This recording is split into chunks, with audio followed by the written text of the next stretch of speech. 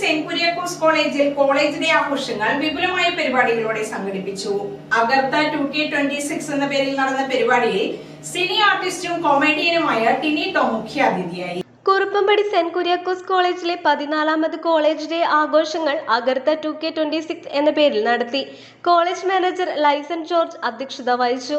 College ഓഡിറ്റോറിയത്തിൽ നടന്ന ആഘോഷ പരിപാടികൾ പ്രശസ്ത ചലച്ചിത്ര താരവും മിമിക്രി കലാകാരനുമായ ടിനി ടോം ഭദ്രദീപം തെളിയിച്ച് ഉദ്ഘാടനം ചെയ്തു.